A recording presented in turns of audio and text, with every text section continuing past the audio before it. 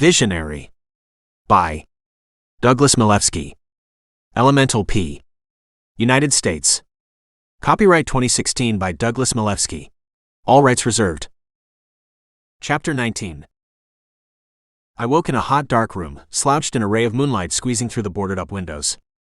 The details of my vision were rapidly disappearing, those divine words in my head fading and confusing into the morass of my own subconscious. For the first time in my life I felt free. For the first time I knew what had happened there in that church on that day, and that knowledge lent me myself. If I had had any magical talent in me whatsoever, I now knew that it was extinct. My life of wizardry had been happenstance, not fate. Not destiny. Not divine will. What remained was myself. Just myself. For the first time, merely myself. My mouth felt dry, so I reached for my cup, but I knocked it over instead of grabbing it. She now knew that I was awake. I heard Edna speak. "What have I done, John?" That was rhetorical. She expected no answer. I knew her tone. It's that numb feeling when the world has fallen away from you. Standing, she searched for something in the dim room, shadows like shapes fooling the eye. With a clack, she snapped the lights on. I blinked at the harshness, my eyes adjusting before Edna began clicking the light on and off. She said, "Damn?" I said, "Leave the light on." "It's not turning on." Her frustration flew like bullets. "Yes, it is turning on." I feared the worst, so I walked over and stopped her hand. She halted, her voice silent but her face betraying horror. After a second, her face softened into acceptance. Like Saul on the road to Damascus, the Lord has blinded me so that I cannot see. This is the justice of our Lord upon me. It's vision blindness. It wears off in a few weeks, more or less. No, it's more than that. When the priest held up that monstrance, I saw it. I saw something beyond it. I saw too much. It was like seeing a glint in the window too bright to look at. "So you saw God?" "I don't know, but not directly, and even that little was too much." The machine which recorded me had stopped. Curious, I put the record on to play, skipping over the sounds of the room. I reached the end, finding nothing. Whatever I had learned in my vision had not escaped my mind. There were no special words to destroy the government nor to restore the world. Despite being a success, Edna's experiment was a failure. "I wish that I could train you." "Why?" "What you just did. I've read about nothing like it. I'm surely not the only person who would benefit from an experience like that. It's a new thing. I don't know of anyone who's done anything like it except fate." "Who?" "A woman who can read letters." "Object reading doesn't work." "She can. I've worked with her. She's uncanny that way. She's something new too." "Something new." Two people. Two new things. There sat our future the whole time under my own nose, doing things that no machine could ever do. Two women using techniques that would give my profession new life, credible life. All I had to do was train them. All I had to do was to get them accepted by the professional world. All I had to do was to make a half-Indian, half-Jewish woman legitimate. All I had to do was to get Edna off multiple capital charges of murder and mayhem. I had no idea what I was doing. Edna gasped. "You could do that, couldn't you? Would you? After this?" I shook my head. Murder. Kidnapping. Theft. What can I do about those things? Nobody needs to know. It doesn't work that way. Smart people figure things out. That's not something that I can fix. However, I know somebody who might be able to do something. If you throw yourself at the church, their courts don't give the death penalty. I know the inspector on the case. He's a very good and a very just man." Edna shook her head, crying a little. "I don't know." We stood there, looking at each other for a while. "Say the words." I looked into my head and did not find the words. I found their memory, their joy, their sorrow, their comfort, but the words themselves had faded to nothing. The words were music echoing through a church. How could I remember when my head was so profane and the words were so holy? Nobody could remember such a thing. "They're gone." Edna said, "I've squandered my redemption." No, you haven't. Let me take you to someone else. Let me take you to the Baroness Paget. She is as merciful as any person out there and better connected than most. Can we do that? Edna shook her head, denying the opportunity. It won't work. My men, they're the most loyal men that I have. They're the ones who did everything that I asked. What will they do when they find I've abandoned the cause? John, they aren't good men. They're as bad as me. I went into their minds like I did for you, making sure of that. They were ruthless to start with, and then I made them worse. Worse, do you hear? They know what success looks like. I warned them that you have a dangerous, powerful, and terrible mind. A normal person takes me half an hour, maybe an hour. When I'm done, I've changed their minds, making them hate beyond hate, teaching them just enough magic to be useful. Before this started, I warned my boys that I might not succeed with you. You might sway me. You might break my will to the cause. If I were to fall before you, they have orders to shoot us both. Stuck is what I appeared to be. So just 2 of them? No. 4. They're my big boys. My radio guys are staying in one of the cabins. All this way only to get stuck. I wish that I had some special piece of magic right here.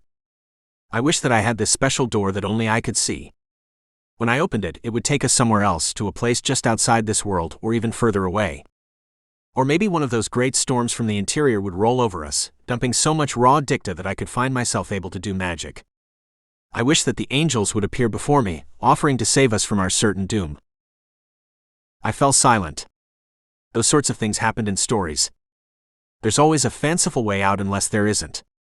Murder mysteries always begin with someone who didn't have a special rescue, dying just to make a story happen. The mystery ends when the clues all come together and the perpetrator is apprehended. I don't recall a murder mystery where the perpetrator fights his way free at the end and escapes, or even more cleverly, gets the hell out of town while the getting is good. If my story were a war story, we could overcome a guard, then using a trick take out all the remaining men with our captured machine gun. We would be free. I didn't see how we would overcome one thug, and even more importantly, I didn't see how either of us would actually use the machine gun. Maybe Edna could have, but she liked her death far away where she couldn't see it. I understood. An artillery crew never had to see its victims close up. How long do we have? Edna held out her watch, so I read the face. It says 1. Dawn. When's dawn? 5 or so. 4 hours. Will they come in any sooner? Edna shook her head. They're too smart for that. I looked about the magical apparatus that cluttered the room, all arranged to help Edna crack open my mind. What could we do? This was a puzzle, and as you know, I like puzzles. This was the only game that I excelled at. Maybe I could force open the windows? Could you climb down? Edna covered her face. I can't. Then we die here at the hands of your friends. Is that what you want? No. What arrangements did you make to get the door open if you were finished early? Dawn and only dawn. I told them to sleep, but my guess is that they'll be playing cards all night. If something goes wrong, they get the chance to kill somebody. So I had to get out of this room with only the materials that I had. She had crystals from the ceremony, some extra crystals set aside in a box, an oil putty to secure the crystals, a few chairs and a picnic basket presumably containing a few snacks. I ate a scone from the basket while I considered my materials. Edna would have to perform the spell, and the only thing that I knew that she could reliably do was teleport. We didn't have enough power for a full teleportation. How to turn teleportation into a tool? Presumably, if you make a teleportation thin enough, such a spell could act like a knife, cutting things apart. Due to the low mass and the short ranges involved, that would take very little power. What's this gray stuff? I asked, attaching crystals to the door. Plumber's putty. That keeps all the crystals steady without introducing interference. That's genius, I replied, continuing my attachments. I learn something new every day. What I'm doing right now is arranging a small teleportation. You're going to teleport a thin slice out of the lock, which simplifies the whole mess. You're going to move maybe an ounce, or even less. Got it? Edna nodded. Of course I've got it. That was Edna. It was nice to hear her getting back to herself again. No matter what trauma a person goes through, when they're done, they feel this steady pressure to return to themselves no matter what. This idea of a vastly changed character who forever acts differently doesn't truly exist, yet it does. It's not a personality that changes so much as belief. I had no doubt that Edna would return to her aggressive, selfish, self-serving ways given enough time, but now she would be tempered by her experience here and maybe value others more than herself. Edna went through the motions, preparing the teleportation. All those dance lessons of her youth served her well, her rhythm looking beautiful as she worked. Rhythm is one of those things underappreciated in magic. She built up the dicta steadily, then activated the teleport like removing a bottle cap. Pop! Off came the door handle and the lock sliced off supernaturally smooth. There had to be an industrial application for that. Once the lock was gone, getting the door open was just a matter of pushing the parts around. Outside the door, the handle dropped, falling 2 feet to the ground.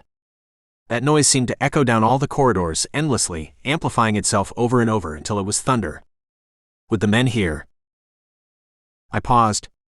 Edna paused. We listened. Somehow that sound had not awoken the dead, or even worse, alerted the living. Edna whispered, "We'll take the servants' stairs." "Go right." Removing our shoes, we walked, feeling our way down in the dark. Those old stairs liked to creak, moaning at almost every step. In the silence, soft socks sounded like sandpaper.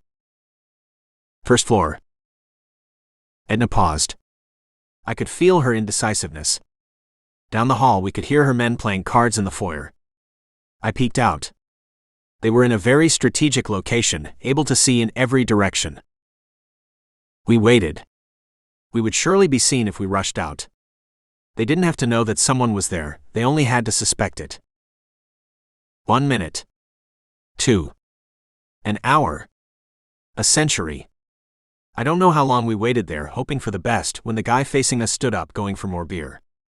The moment that his back was turned, I pulled us out and across, into a sitting room. There was a side door there, so I tried to open it, but it didn't move. It had jammed. I was sure that a swift kick to it would have popped it open, but that would have alerted Edna's men. I tried the windows. They were as stuck as the door.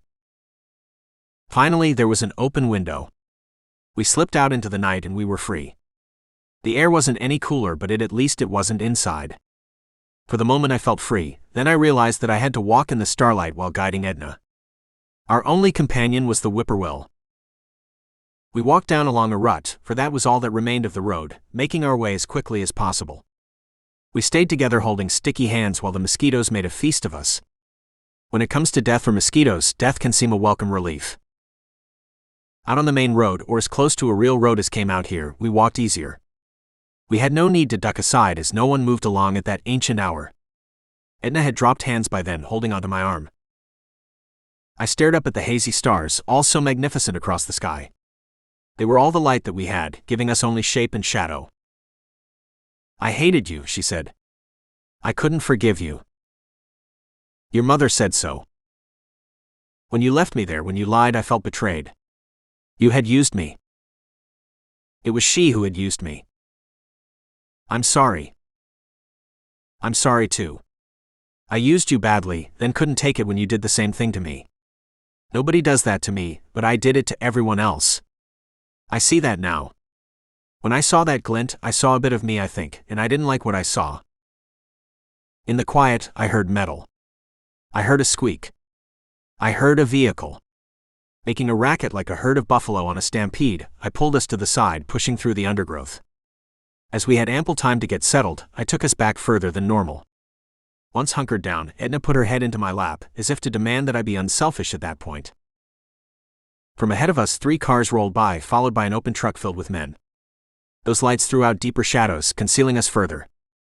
A few seconds later, the vehicles had passed and we were in the dark again, only this time I was as blind as Edna until my eyes adjusted. I pulled us back out as soon as possible. Those looked like government cars. We need to hurry. Soon afterwards, up the hill, repeating gunfire echoed across the mountain. I faintly heard the words, "Give yourself up," blasted through a bullhorn. Gunfire answered the question. Somehow, someway, the government had caught up with Fiat Lux. If we had been there, we surely would have been part of the death toll. I don't doubt for a minute that the communists would have shot me just to avoid a trial. Their brute squads were infamous for shooting first. As the night wore on, a few more cars rolled through and we hid for each one, but each was just a plain car rolling along, some travelers in the night like us. Yet I wasn't sure that they were ordinary. They could easily have been men with guns. With both of us growing exhausted, we found a bush and climbed in. Little did we know, in that same dawn, army trucks moved out, beginning the ouster of the Communist Party. With dawn came the cacophony of the wild. I am convinced that bird songs have nothing to do with happiness and joy, and everything to do with bravado and territorialism. Each of those songs was designed to be different than the others so that their bravado had the maximum chance of being heard in the din, which only acted to amplify the din. The same was true of Edna. After a fitful sleep, even blind Edna had to be heard. We can't go into town. We need to get off the road. I disagreed. We can get there. That's the easiest way. No, we can't. Anybody like us on the road's going to get picked up as suspicious. How have you even survived? It's a wonder. Now that it was light, I could see that we had left the mountain and entered farmland, the fields dominated by knee-high corn. We were both thirsty now, with no decent water in sight. A farmhouse wasn't too far away, so I found a path between the fields and led Edna along. We didn't look respectable at all. I was still in my undershirt, and Edna's house dress looked fairly unpresentable. We must have looked like tramps come along begging.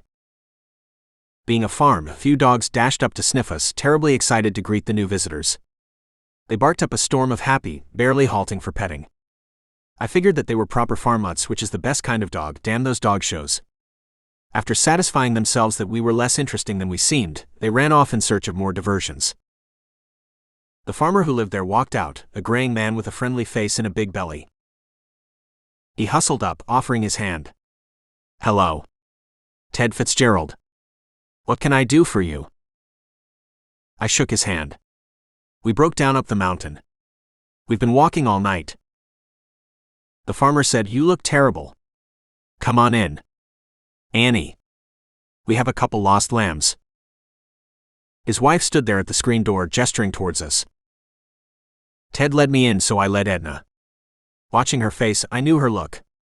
She had the same face that she would use when her mother had upset her, but she refused to show that she'd gotten upset.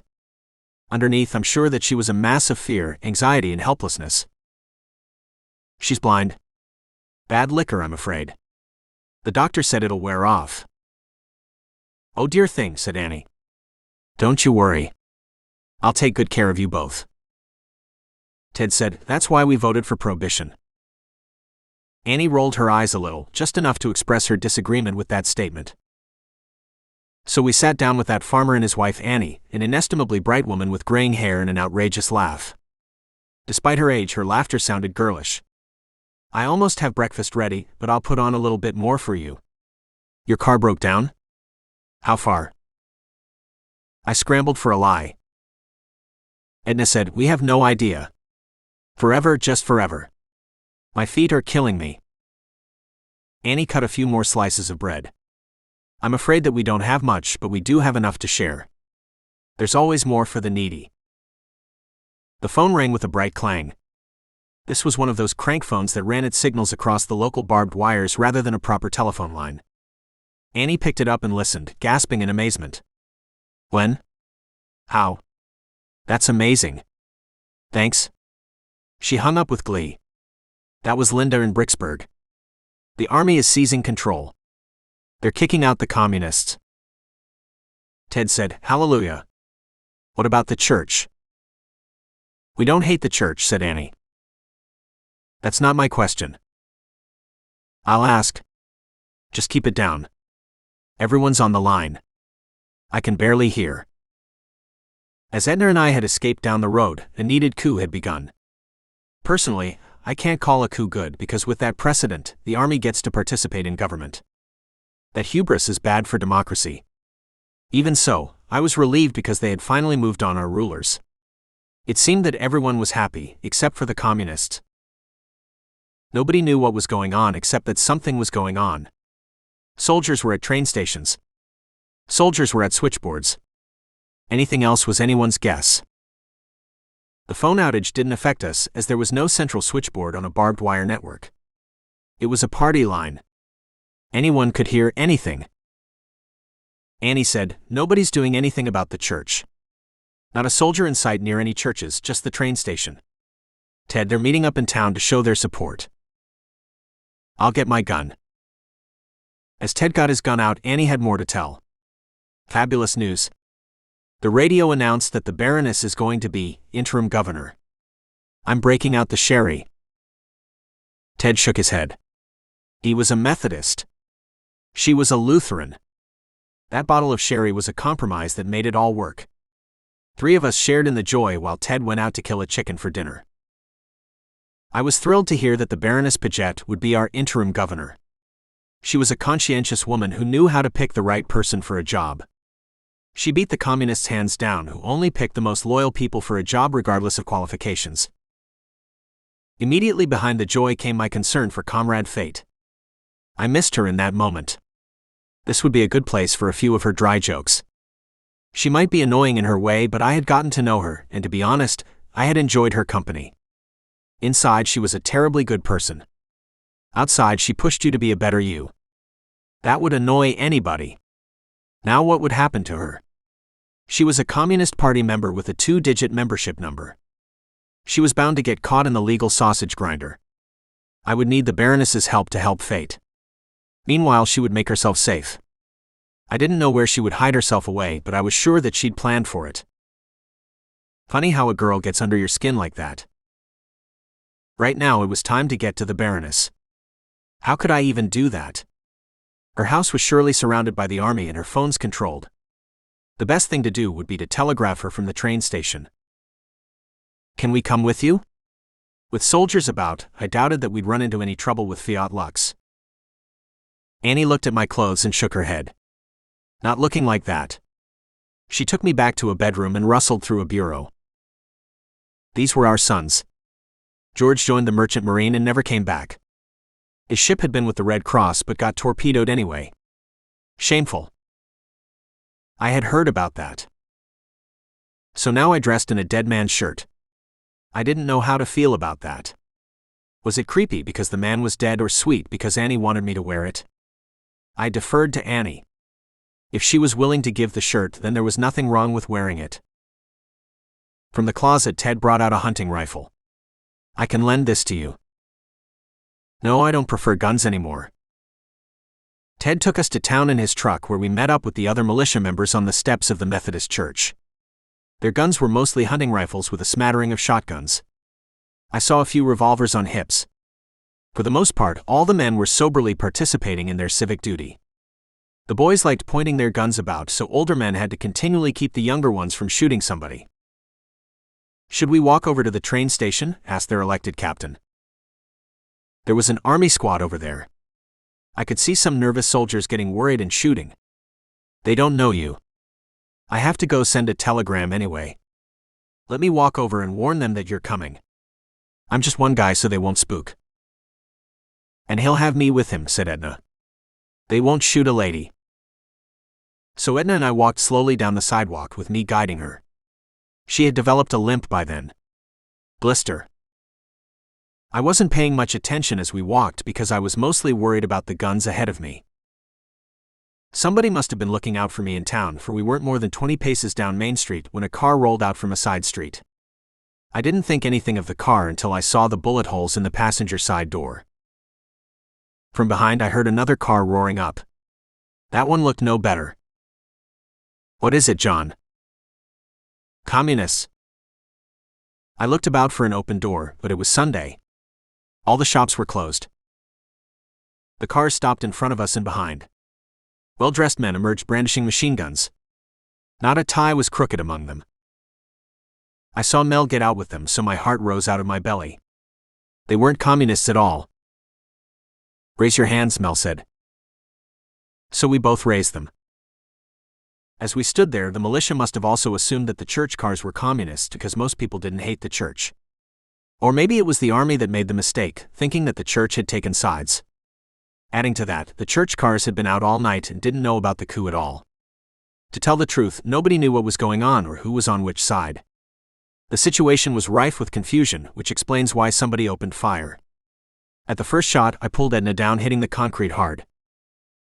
Everyone else with a gun heard the gunfire and jumped to the same bad conclusion. The locals used their hunting rifles and the churchmen replied with their Thompsons. Despite their superior firepower, the churchmen realized that they were caught in a crossfire and fled, roaring out of town. Their men jumped on the running boards, shooting as they fled. One car didn't make it, crashing into the steps of the Lutheran church. Left in the middle of the street was Mel, blood spraying from him. "Mel, stay with me," I said, rushing over, applying pressure to his belly wound. "Stay here." As the army squad rushed the crashed car, the men inside surrendered. That's when everyone's error became apparent. The troops had been issued orders to leave the church alone because generals knew better than to take arms against the clergy. It was the communists that everyone hated. Nervously, the army corporal approached us. I needed better help than him. "Corporal, get me a medic." "I don't have one," said the corporal. He was a young idiot fresh from the ranks. I didn't have time for that sort of answer. "Then get on the goddamn phone and get me a medic. An ambulance. Anything." That was my officer voice, so he complied immediately. I hadn't been a very good officer back when I was in the army, but I knew how to make idiots listen. In my opinion, that's the main job of an officer. Mel pawed my face. "I was supposed to be rescuing you." "You did," I said. "You did." My hands weren't doing much good. There was too much blood. I'm sure that the exit wound was as horrible as the entry. "It's bad?" "Yeah," I said. I had always been too honest with Mel, and even now I didn't think about lying. "Will I make it?" "How the hell should I know?" My heart said no, he wouldn't. How could he survive this? But I was also no medic, and I really didn't know how bad he was. The town's doctor and his wife rushed out, bags in hand. They had been eating breakfast when the shooting began. She unbuttoned Mel's shirt as her husband took out his instruments. Pushing me away, her red and white gingham dress soaked up Mel's blood, her pressure stopping the flow immediately. The doctor shook his head. "It must have nicked the descending aorta." His wife scrunched her face. "Damn it." Mel wasn't aware enough to react. He looked ashen now, blue creeping across his lips. I stumbled backwards, grabbing Edna. She held tight. It was Mel. She nodded. She remembered him. By the time that the ambulance arrived, the doctor had pronounced Mel dead.